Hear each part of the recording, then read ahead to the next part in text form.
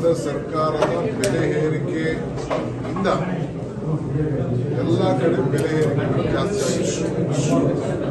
So ಅದ್ರ ವಿರುದ್ಧ ಬೆಲೆ ಏರಿಕೆಯನ್ನ ಜನರ ಆಕ್ರೋಶವನ್ನು ವ್ಯಕ್ತಪಡಿಸ್ತಾ ಇದ್ದೇವೆ.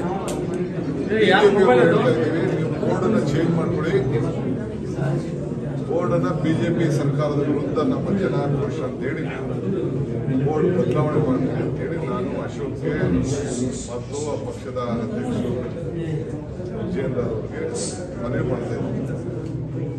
ಸೊ ಅವರು ಬೋರ್ಡ್ ಚೇಂಜ್ ಮಾಡಿಕೊಂಡ್ರೆ ಒಳ್ಳೇದು.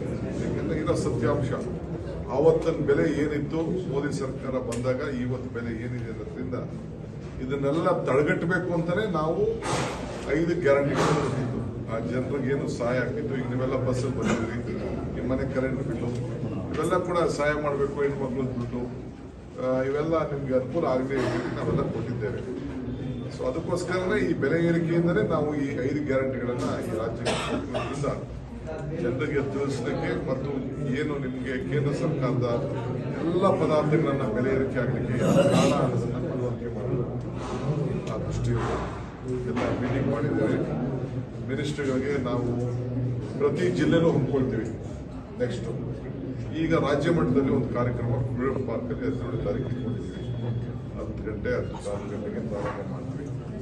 ಸೊ ಆ ದೃಷ್ಟಿಯಿಂದ ಎಲ್ಲರೂ ಕೂಡ ಸುತ್ತಮುತ್ತ ಜಿಲ್ಲೆಯವರಿಗೆ ಕಾರ್ಯಕರ್ತರಿಗೆ ಹೇಳಿದ್ದೇವೆ.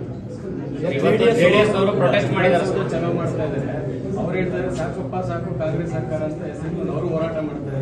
ಕುಮಾರಸ್ವಾಮಿ ಅವರು ಭಾಗವಹಿಸಿದ್ರು ಸರ್. ಪ್ರಜಾಪ್ರಭುತ್ವ ವ್ಯವಸ್ಥೆಯಲ್ಲಿ ನಾನು ಅವ್ರನ್ನ ಬೇಡ ಅವ್ರಿಗೂ ಹೇಳ್ತಾ ಇದ್ದೀನಿ. ನಾನು ಬಿಜೆಪಿ ಸರ್ಕಾರ ಸಾಕಪ್ಪ ಸಾಕು ಬಿಜೆಪಿ ಸರ್ಕಾರ ಅಂತ ಅವ್ರು ಪ್ರತಿಭಟನೆ ಮಾಡಬೇಕು. ಯಾಕೆಂದ್ರೆ ಬೆಲೆ ಏರಿಕೆ ಯಾರಿಂದಾಯ್ತು? ಈಗ ಪೆಟ್ರೋಲ್ ಬೆಲೆ ಡೀಸೆಲ್ ಬೆಲೆ ನಮ್ಗೆ ಹೇಳ್ತಾರಲ್ಲ, ಅವ್ರು ಪ್ರಾರಂಭ ಮಾಡಿದ ತಕ್ಷಣ ಅವ್ರು ಮಾಡಲಿಲ್ವಾ?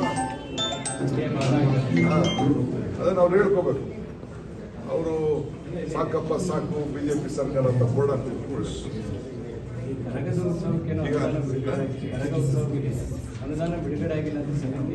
ಯಾರು ಹೇಳಿದಾರೆ?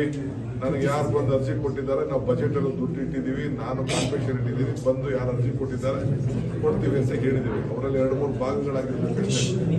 ಎಲ್ಲ ಒಗ್ಗಟ್ಟಾಗಿ ಬಂದ್ರೆ ನಾವು ಯಾರು ಅಧಿಕೃತವಾಗಿ ಏನು ಕರ್ಗಕ್ಕೆ ಮೊದಲಿಂದ ಸಂಪ್ರದಾಯ ಇದೆ ನಾವು ಮಾಡ್ಕೊಂಡು ಬರ್ತೀವಿ. ಬೆಂಗಳೂರು ನಗರದಲ್ಲಿ ಇಟ್ಟಿದ್ದೀವಿ, ಸರ್ಕಾರ ಕೂಡ ಅದ್ರ ಬಗ್ಗೆ ಚಿಂತನೆ ಮಾಡ್ತೀವಿ. ಮತ್ತೆ ಯಾಕೆ ಬಂದು ಕರೋರು ನಮ್ ಕರೆದವ್ರಲ್ಲ ಬನ್ನಿ ನೀವು ಅಂತ ನೋಡ್ಕೊಂಡು ಹೋಗ್ತಾ ಇರ್ತೀವಿ. ನಾವೇನು ಸಹಕಾರ ಮಾಡಬೇಕು ಕರ್ಗಕ್ಕೆ ಮೊದಲಿಂದ ಕೊಡ್ಕೊಡ್ತೀವಿ. ವರದಿ ಸರ್, ಮುಂದಿನ ನಮ್ಮ ನಿಲುವು ಏನು ಸರ್? ಅಂದ್ರೆ ಹಿಂದೆ ಒಕ್ಕಲಿಗರ ಸಂಘದ ನಿರ್ಣಯ ತಗೊಂಡು ವಿರೋಧಿಸಿದಂತ ನಿರ್ಣಯ, ಈಗ ನಮ್ಮ ನಿಲುವು ಏನು? ನಮ್ಮ ಪಕ್ಷ ಇದು ಸೆನ್ಸಸ್ ಅಲ್ಲ. ಹೇಳಿ, this is not a census, socio economics. ನಮ್ಮ ಪಕ್ಷದ ನಿಲುವು ಕೇಂದ್ರ ಸರ್ಕಾರದ ನಿಲುವು ಎಲ್ಲರಿಗೂ ಸರ್ವರಿಗೂ ಸಮಪಾಡು ಸಮಪಾಡು. ಇದು ನಮ್ಮ ಪಕ್ಷದ ನಿಲುವು.